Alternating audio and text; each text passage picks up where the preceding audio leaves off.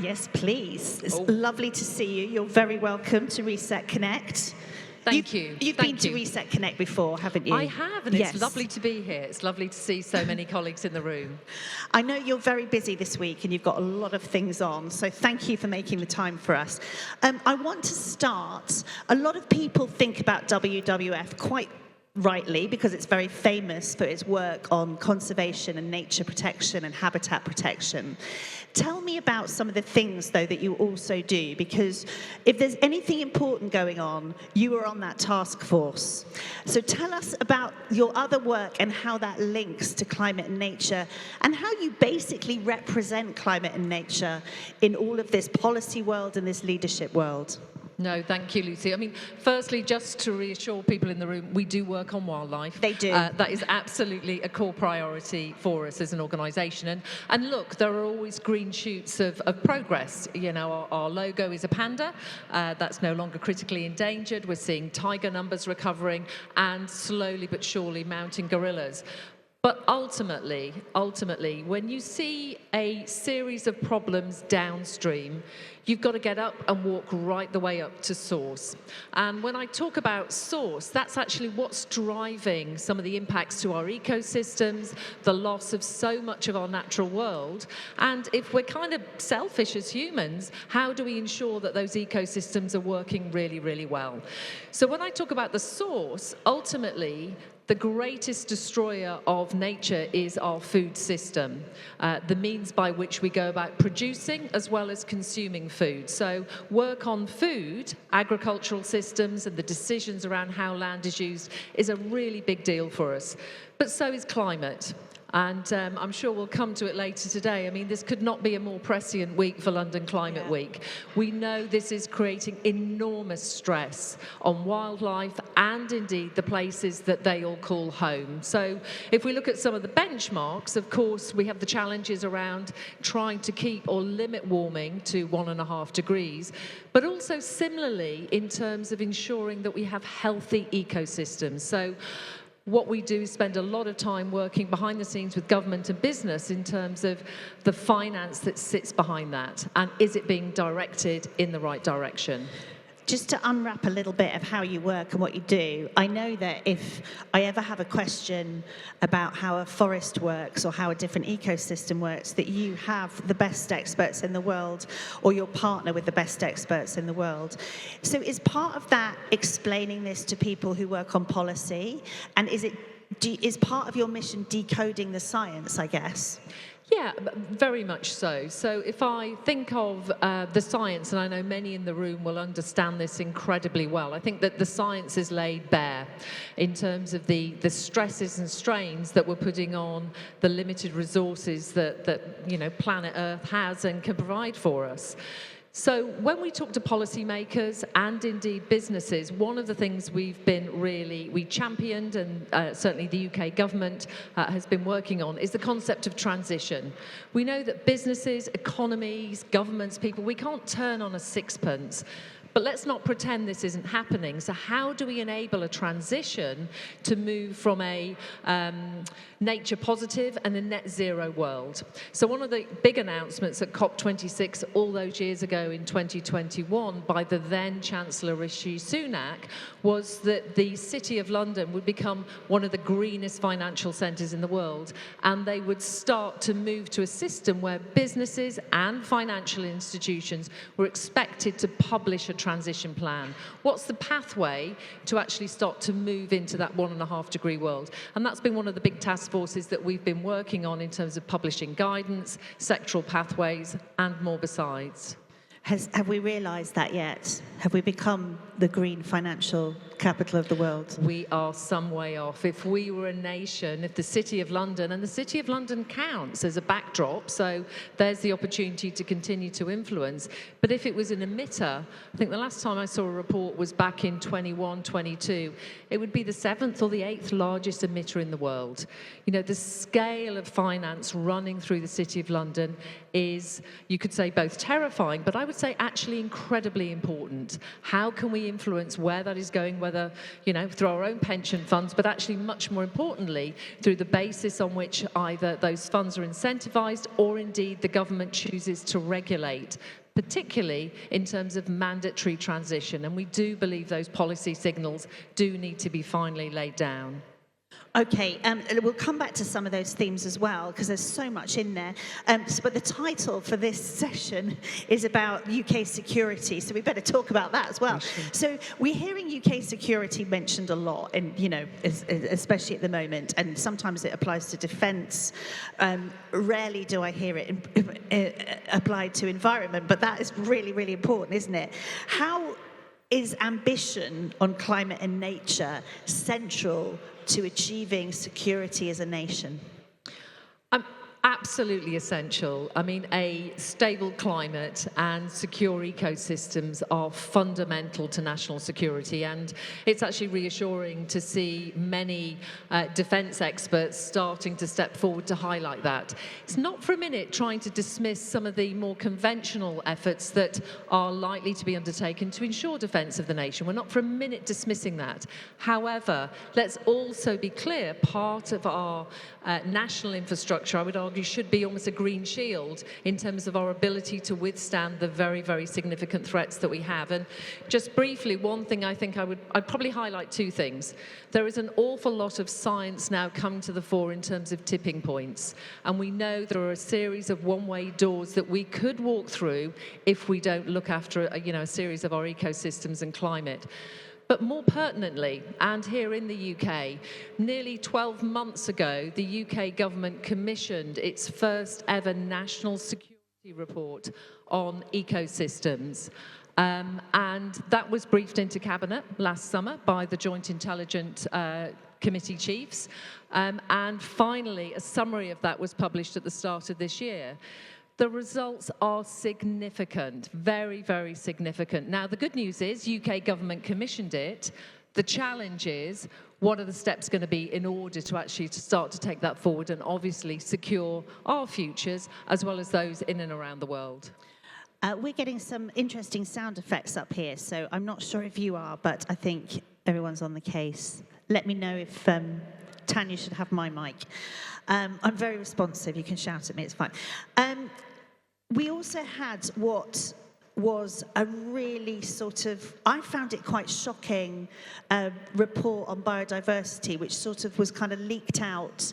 And have we started to think of the UK as being quite vulnerable, actually, and not as resilient as a lot of people might have thought? Do you think that message is starting to get through?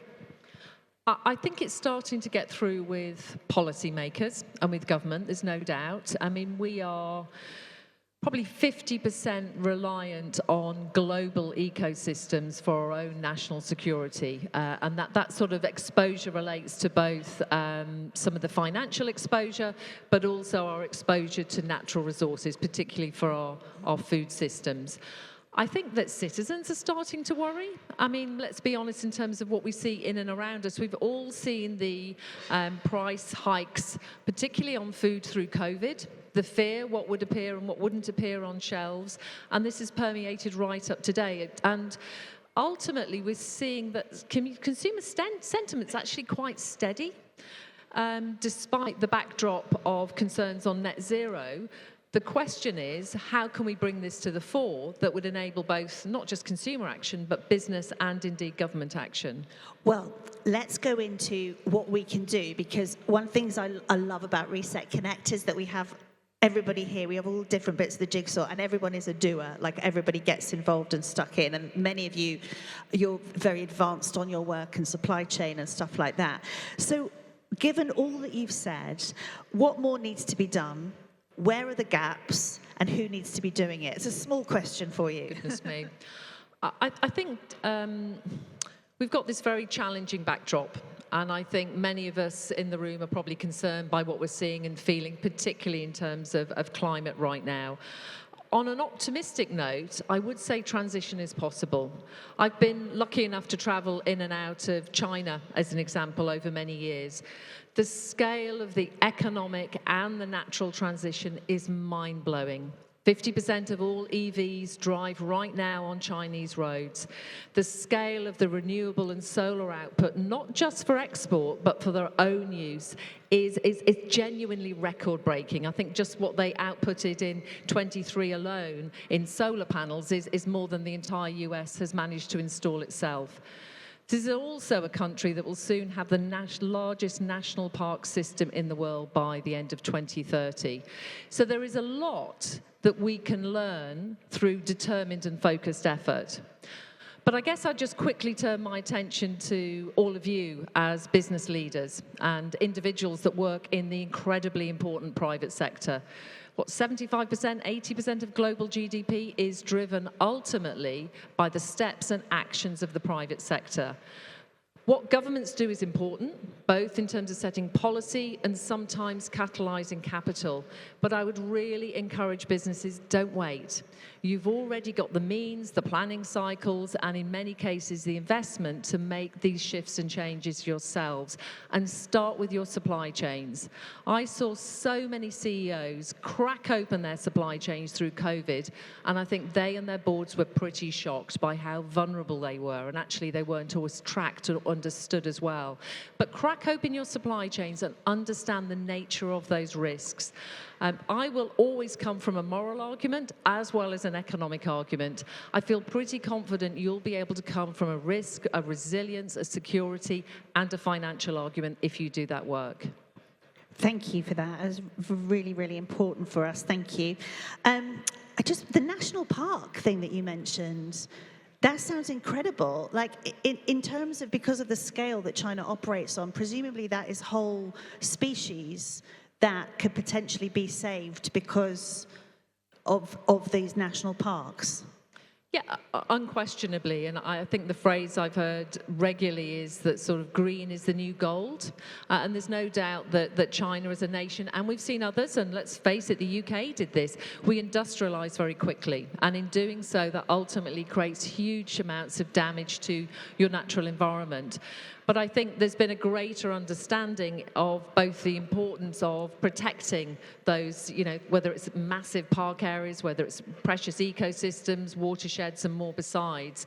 So I think both the investment to start to designate, but also start to enable nature to recover. Give nature half a chance and it will always, always recover. So I think we're very optimistic about both the model that presents, hopefully the encouragement of other nations too, so they can step forward to ensure that they're securing some of the most precious resources that they have on their land and indeed on their seas.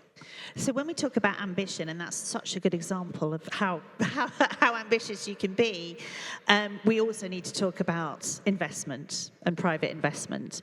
So with our audience again here in mind, how can we mobilize and scale up private investment in innovations, technological developments, and all of these things, these ingredients that we need to deliver the transition to a net zero, nature positive economy?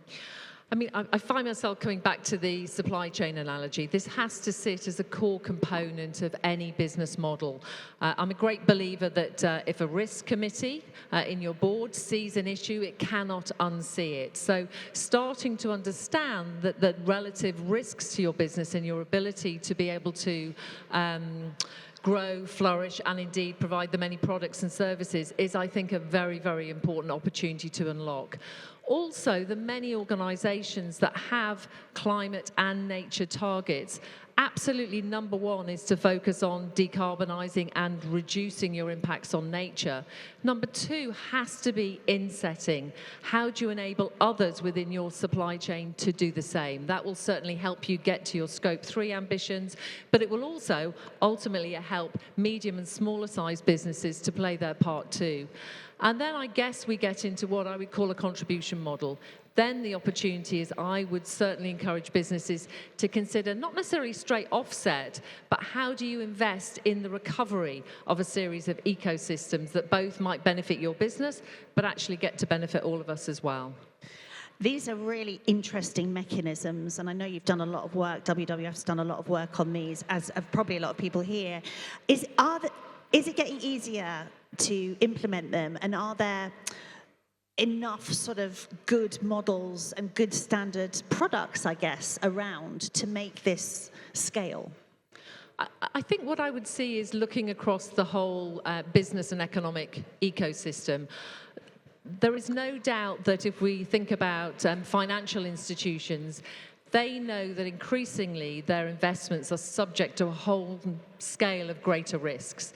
So whether this actually sits down to the way in which loans and investments flow into business, we're seeing an awful lot of examples where that is very much the case. Let's say where water stress can be reduced by 40 or 50%. We've come across a series of loans. I know someone cited one yesterday to Iberdrola. So putting in place an incentive where they would reduce their impact on water by 40%, does that then create a whole range of financial incentives, i.e. your cost of cash, to enable you to want to implement it? So that's at the very, very high level. I guess more broadly, I would encourage also a series of smaller steps and innovations inside any organisation. How do we stop becoming just white-collar workers? How do we become green-collar workers? What are the steps and innovations you can make on a piece of product development or indeed an operational way of working day to day that actually starts to reduce your impact from a climate and from a nature perspective too? We're sitting here today. It's really nice and air-conned in here, so we're not going to feel the heat like a lot of people will. But these temperatures, the red alert, everything that's happening this week, do you think that will change? I'm talking about the general public here now. I'm talking about people's customer base, people's client base. Do you think that that will change the way that they perceive these issues? I really think so, and I hope so. Certainly throughout this climate week, I've come across that from individuals, both as business leaders, but also, we're regular citizens too, hey? And I suppose I'd say two things. From a business perspective, I'm finding a greater appetite for collaboration. So let's say a business might be worried about water stress and water usage somewhere in the world. How can we bring together 4, 5, 6 businesses that actually are also operating in that same area so you can cooperate together? Moving together in a pre-competitive way, I think, makes a lot of sense. So that's one step. I guess on a personal level, in terms of from a consumer point of view, we know at the heart of it, consumers are still very worried about climate change and do want a lovely, healthy, natural world. And we've probably seen at any moment a sort of a swing of 8 to 10%. But ultimately, how do we show up in terms of where those decisions are going to be made, both on a voting level, but also in terms of some of the steps and the actions we all take day to day as well? I mean, WWF, you have a huge amount of supporters. You carry the hopes, the dreams, and the frustrations of an awful lot of people. How do you sort of manage that in a sense? And how do you think the nature of the support base, has it changed for you? Is it becoming wider? Are you getting more inclusive?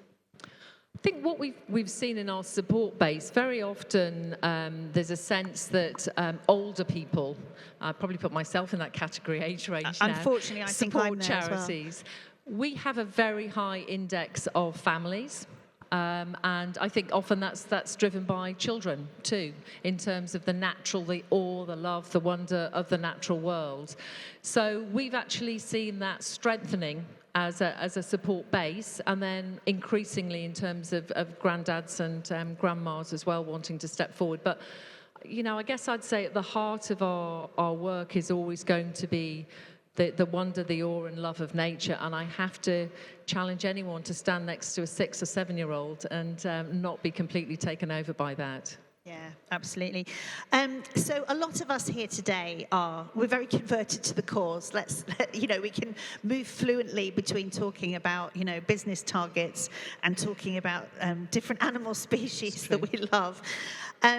But we know we are facing a very challenging global landscape. We know that there are a huge amount, or it seems sometimes like a huge amount of headwinds facing this agenda. You said before you are confident that there is time to act. Tell us a little bit more about that. Make us confident too. I think We've definitely had some really difficult headwinds on this agenda. Everything from people stepping out of the Paris Agreement through to pushbacks on aspects of this agenda. And let's face it, we are in a much more tumultuous, insecure world. I know many have talked about we've had a 70-year holiday from history, if you like.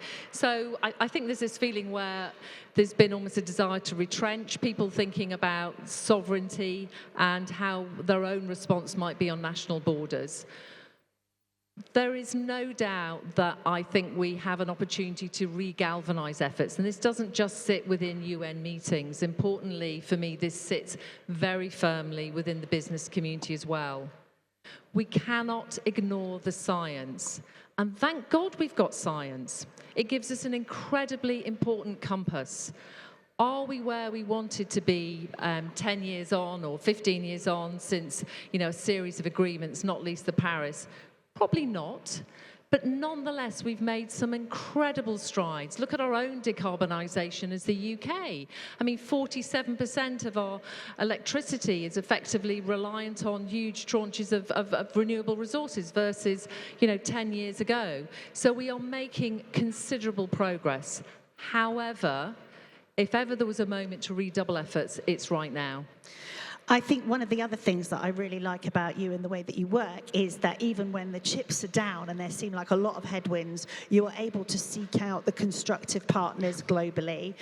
Tell us a little bit about some of those relationships. I think I've heard you use the phrase communities of the willing, which I also think we all need to find communities of the willing. Well, I guess actually where we've seen some real progress is often in parts of the world where they haven't as industrialized perhaps as rapidly as we have in parts of the West. Some of the work we're doing right now in Indonesia, for example, in terms of starting restoration programs and redesignation of areas that have previously been incredibly damaged, timber environments or palm oil plantations. So we're seeing many, many national governments starting to understand the difficulty and the challenges that they've put on their own natural environments. And they're starting to consider how do they go through a process of rapid restoration as well as protection. So we're certainly, I've mentioned China, I've just highlighted Indonesia. There are many, many parts of the world that are starting to consider those and balance it in terms of the safety, the security of citizens, because they know well if they can't keep security and safety in terms of water, food, and energy security, then they actually will have failed in their duties. So this is coming to the fore much more regularly than it was 10 years ago. That's so interesting. I've already done a couple of panels this week. For example, I was on a panel with a minister from Turks and Caicos Islands who've, stared down Category 5 hurricanes, for example. And it's so interesting what we can learn about resilience in an energy system from a small island nation on the front line of climate change, basically. And also how different investment models have started to emerge and different collaborations, which you also mentioned.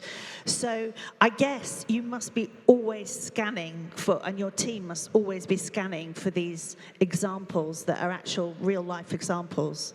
Yeah, I mean, there's no doubt we've seen some major shifts around how some of those policy models have benefited locally. So something that's been very popular has been debt for nature swaps. So where a sovereign nation is carrying a substantial debt, and my goodness, there are many, and the way that debt is stacked in terms of the interest payments are very substantial. That debt has, in a number of cases, been renegotiated, refinanced, sometimes with some World Bank investment, and certainly a great deal of private investment. But then that sovereign nation is asked to meet a series of goals that may relate to its energy targets or indeed its nature targets as well. And that's a win-win, because ultimately a nation with unviable interest payments on a debt's not going to help it progress. But to have an improved structuring that also then enables you to improve your natural environment or contribute to climate goals, that is a complete win-win for us all. So there are many, many mechanisms being worked on, being developed, that I think certainly will help this agenda longer term. Thank you so much. And I know there's so much more that we could go into. We could go on for hours and hours, but we're not going to, because we've run out of time, but there's also mechanisms on forestry, every supply chain you can think of, so please do check out WWF website. You will not be disappointed. Tanya, I'm going to ask you to leave us with almost a call to action, if you've got one, or something that we can do. I'm a great believer that the issues are really, really well understood. I know I highlighted science as our compass, and I'm not expecting people to be, downloading scientific reports every morning before they head to work.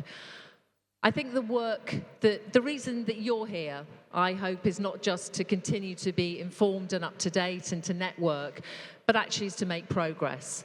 And I think I would really encourage Power to Your Elbow to do that. I joked earlier about a little bit of a green tinge to our white collars on a day-to-day basis. Take these steps. It really, really counts. Influence within your business community, within your local community. The transition and the means to transition are absolutely there. So please use the impetus that I think many of us feel through this heat wave. We really don't have time on our side, and if anything, we need to redouble our efforts right now. Tanya Steele, thank you so much. What an honour to get to talk to you this morning. A big round of applause for Tanya. Thank you so much.